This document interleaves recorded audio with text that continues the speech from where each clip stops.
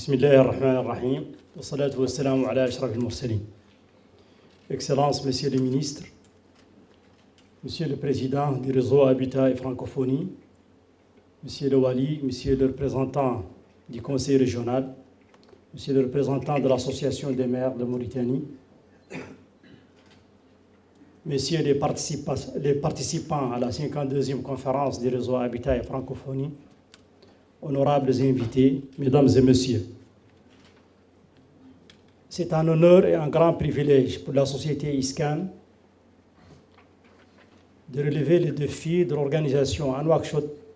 de la 52e conférence du réseau Habitat et Francophonie. Nous l'avions considéré comme défi car il était important pour nous d'acter notre implication dans cette association qui, comme on l'avait souligné hier dans le cadre des travaux traditionnels des institutions du réseau Habitat et Francophonie, avec le contexte de la globalisation, si le réseau Habitat et Francophonie n'existait pas, il fallait les créer. Car les problématiques auxquelles on fait face nécessitent forcément le concours de tous, le croisement de nos expériences et l'intensification des échanges pour repérer les meilleures voies et faire face efficacement aux défis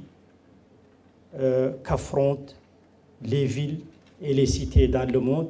et spécialement en Afrique où le continent connaît le taux de croissance urbaine le plus important dans le monde. La Mauritanie, plus particulièrement, naguère pays nomade, a vu l'accélération de la sédentarisation dans des proportions qui font du défi de l'urbanisme un vrai challenge et qui mérite donc un traitement approprié. L'organisation de cette conférence ne pouvait avoir lieu sans le concours efficace de nos collègues du ministère de l'Habitat, de l'Urbanisme et de l'Aménagement du territoire, sous l'impulsion de son Excellence, Monsieur le ministre ici présent, qui a donné des instructions très claires et suivi personnellement le processus d'organisation de cette conférence. Et si on en est arrivé aujourd'hui, c'est grâce à cet appui, à cet encouragement et aux facilitations qui nous ont permis de régler tous les problèmes qui pouvaient se poser à l'organisation de cette conférence. Organisée sous le thème « Ensemble, construisons une ville inclusive », il est de notoriété publique qu'un urbanisme mieux conçu et bien maîtrisé constitue un outil efficace pour le développement et la promotion aussi bien des pays en voie de développement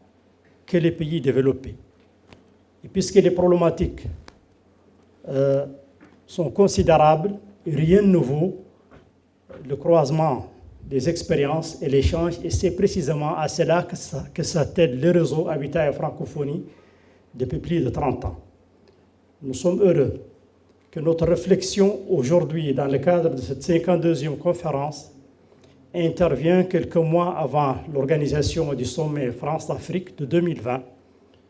organisé sur la ville durable, et que les conclusions auxquelles nous aboutirons formeront une réelle contribution pour les travaux du dit sommet. Je vous souhaite plein succès aux travaux de la 52e conférence et je vous remercie.